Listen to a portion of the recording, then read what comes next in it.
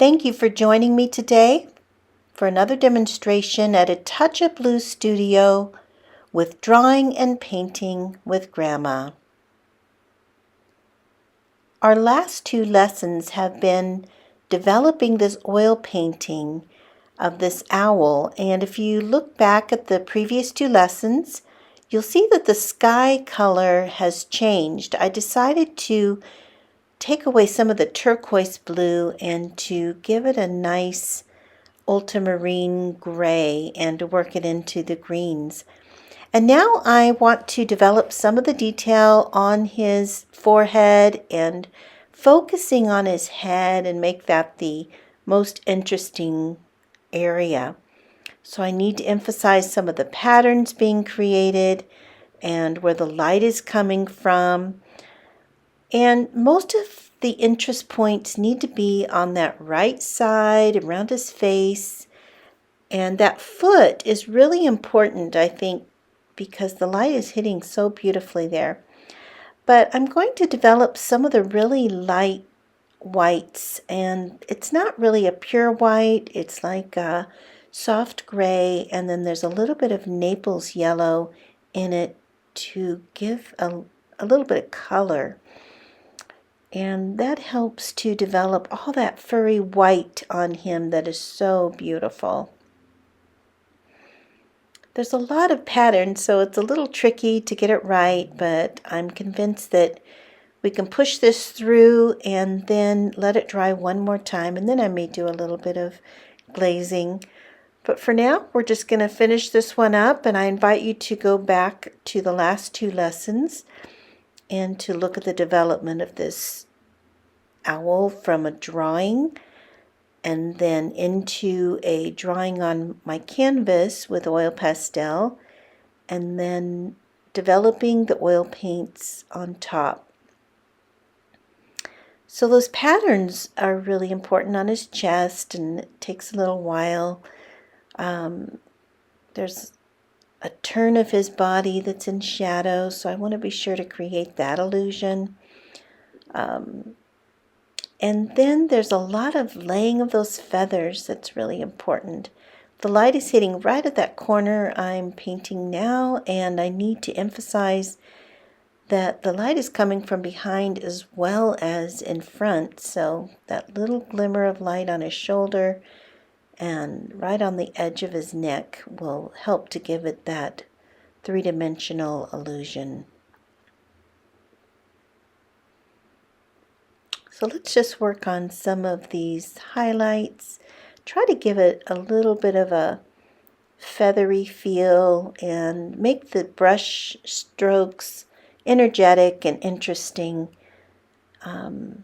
It's important also to get some of those hair-like features worked into the background. I did go over the background, as I mentioned. I added some richer gray blue and ultramarine blue, and while it's wet I want to have some of the edge hairs to work right into it so it looks more natural.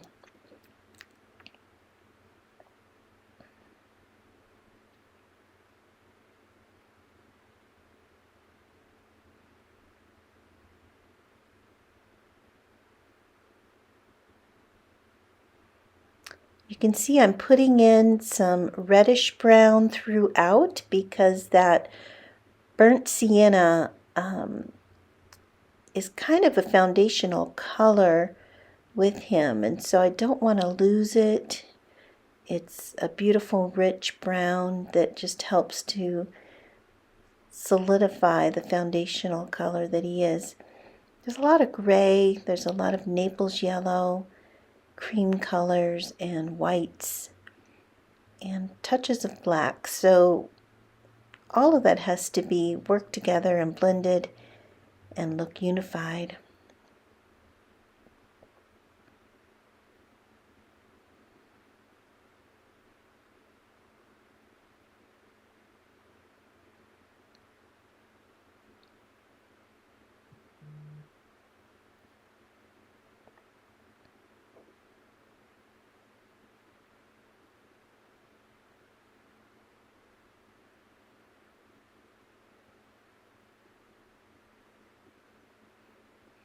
Okay, we want to work on this branch.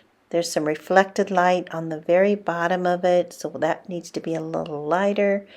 Right where his foot is laying and his body's laying, it needs to be dark and a rich brown that looks like a shadow cast from his body. And then we want to look at the right side of the branch where there's a light highlight. I want to finish up the edge of this background and create a sap green over what I've already built, just right against him, this beautiful green that is going to just make a rich foundational color there. And then I'll take that color from the bottom of that into that dark rich brown.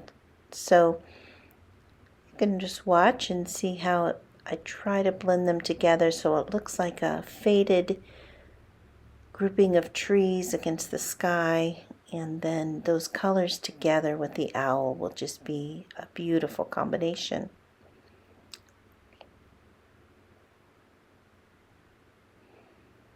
So this is sap green with some of that gray blue and then a little bit of the brown in there to unify it with the owl, and of course a little white to lighten it up. Okay, so I think I'm finished with the background, and now I want to shape this foot, which really should be a focal point of this painting, as the head and the face lead us down into that right side into his foot, and that's going to be where the light is the strongest.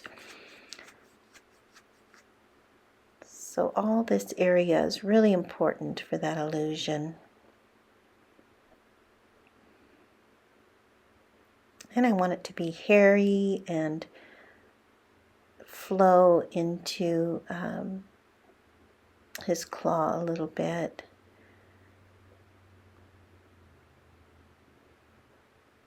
And take that edge right into the background.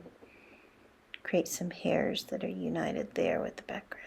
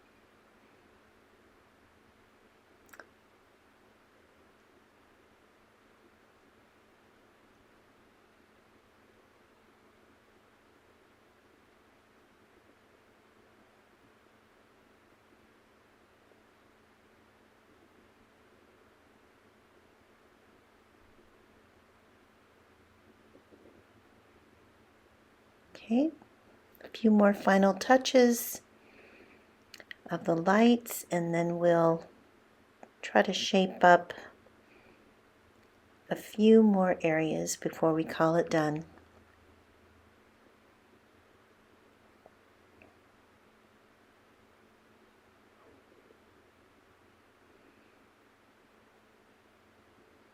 These feathers and fluff by the tail are being hit by the light as well. We want to emphasize them.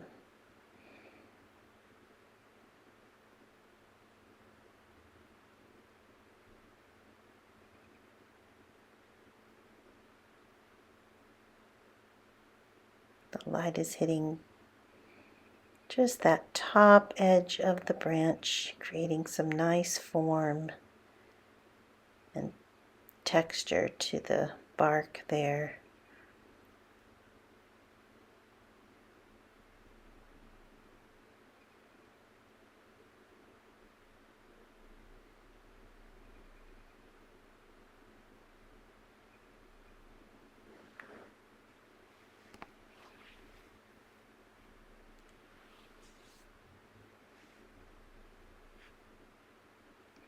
Okay, I think I'm going to call this one finished. Thank you so much for joining me today on finishing up this owl at A Touch of Blue Studio with drawing and painting with Grandma.